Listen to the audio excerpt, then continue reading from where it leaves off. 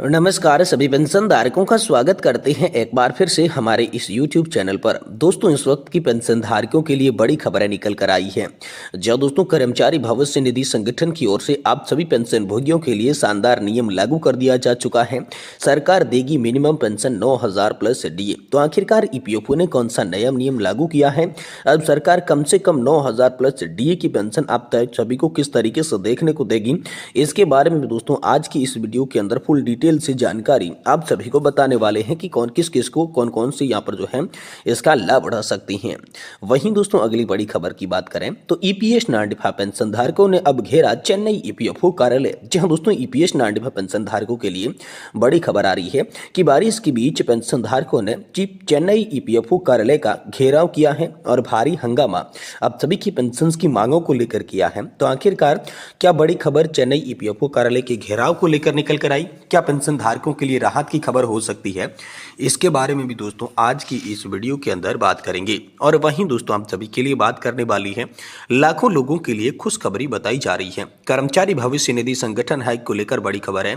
सरकार नहीं, अब इस बार बढ़ेगी प्राइवेट नौकरी करने वाले की यहाँ पर जो है पेंशन। तो दोस्तों सरकारियों की नहीं, लेकिन जो प्राइवेट नौकरी कर रही हैं उनकी यहाँ पर पेंशन बढ़ने वाली है। नए साल में हो जाएगी आप सभी पेंशन धारकों की बल्ले बल्ले। तो दोस्तों अगर आप प्राइवेट कर्मचारी है तो दोस्तों हम सभी के लिए बड़ी खबर है, नए साल में आपकी मौज किस तरीके से होने वाली है इसके बारे में भी आज की इस वीडियो के अंदर बात करेंगे।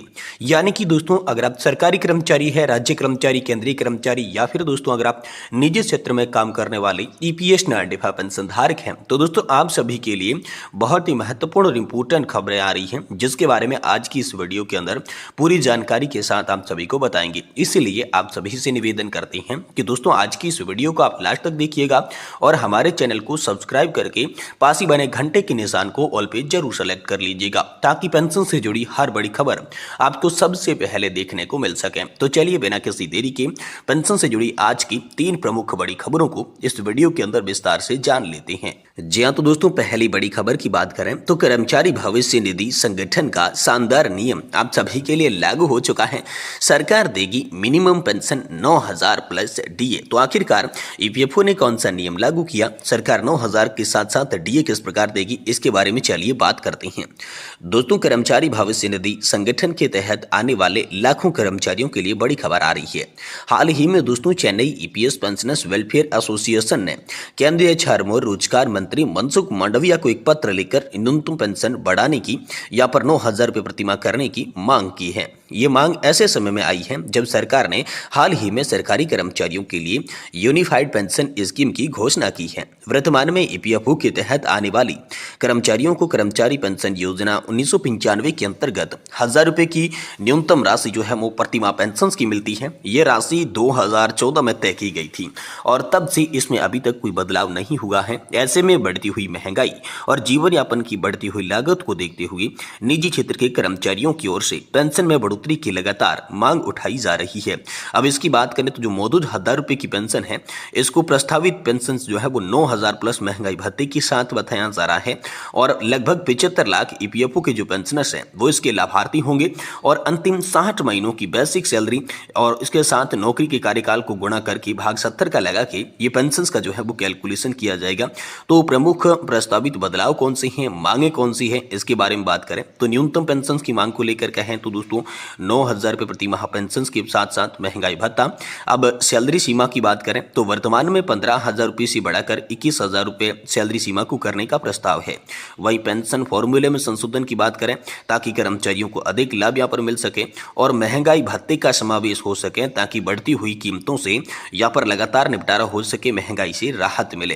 तो दोस्तों ईपीएफओ ने यहाँ पर जो है बीते से लेकर वर्तमान तक क्या हुआ तो 1995 में इस योजना की शुरुआत की गई। 2014 में न्यूनतम पेंशन 1,000 रुपये प्रतिमाह की गई।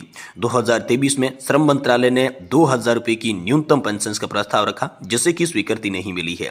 अब दोस्तों 2024 में आप सभी के लिए 9,000 प्लस डीए की मांग उठी है, जो दोस्तों आप सभी के लिए आने वाले साल यानी कि 2025 के अंदर पूरी होने की संभावना बताई जा रही है। तो ये बड़ी खबर दोस्तों आप सभी के लिए हाल फिलहाल में निकल कर सामने आ रही है। वहीं दोस्तों ईपीएस 95 पेंशनधारकों ने अब घेरा है चेन्नई कर्मचारी भविष्य निधि संगठन का कार्यालय। जी हां दोस्तों, ईपीएस 95 पेंशन को लेकर बड़ी खबर है कि बारिश के बीच में ही पेंशनधारकों ने ईपीएफओ चेन्नई का कार्यालय घेर लिया और भारी हंगामा कर दिया है। जी हां दोस्तों, ईपीएस 95 हायर पेंशन और न्यूनतम पेंशन का मामला इतना गरमाया हुआ है कि इसकी झलक नारेबाजी में भी देखने को मिलती है। ईपीएफओ को यह स्पष्ट करना चाहिए कि उच्च पेंशन पाने के लिए ईपीएफओ में कितनी राशि हम सभी को जमा करनी होगी। इसको लेकर बड़ी न्यूज आई है। जी हां तो दोस्तों, कर्मचारी भविष्य निधि संगठन यानी कि ईपीएफओ के खिलाफ पेंशन भोगियों का गुस्सा 7वें आसमान पर है। केंद्र सरकार से लगातार गुहार लगाने के बाद ईपीएफओ की सेहत पर कोई असर नहीं पड़ रहा है। इससे आक्रोशित पेंशन भोगी देश भर की जगह जगह विरोध प्रदर्शन कर रही हैं। इसी तरह का प्रदर्शन चेन्नई में भी किया गया था। खास बात यह है कि बारिश और ठंड के बावजूद पेंशनधारकों ने ईपीएफओ कार्यालय का घेराव किया है। ईपीएस 95 हायर और न्यूनतम पेंशन का मामला इतना गरमाया हुआ है कि इसकी झलक नारेबाजी में भी दिखी। कर्मचारियों का हक देना होगा, हायर पेंशन देना होगा और आदि नारे लगाए गए। ईपीएफओ और केंद्र सरकार में होश में आओ नारे भी यहाँ पर इसको लेकर गूंजते रहे। वहीं दोस्तों, पेंशन भोगी हनुमंत राव ने कहा कि सभी राज्यों में सभी जो वरिष्ठ नागरिक आंदोलन के लिए आगे आए हैं तभी सरकार उच्च पेंशन के काम करेगी। पेंशन आंदोलन में मुखर होकर बोलने वाली सनत रावल का भी कहना है कि चेन्नई में ईपीएस 95 पेंशन भोगी और वरिष्ठ नागरिकों द्वारा ईपीएफओ कार्यालय में अच्छा प्रदर्शन, विरोध प्रदर्शन किया गया। शुभकामनाएं हैं, एनएससी जिंदाबाद है, ये भी उन्होंने कहा कि देखिए कि कैसे ईपीएफओ विभिन्न प्रकार के फर्जी और जटिल वर्गों को लागू करके उच्च पेंशन देने से इनकार करता है। ईपीएफओ बहुत ही चतुर संगठन है, शर्म करो ईपीएफओ। सरकार भी ईपीएफओ को पूरा समर्थन दे रही है।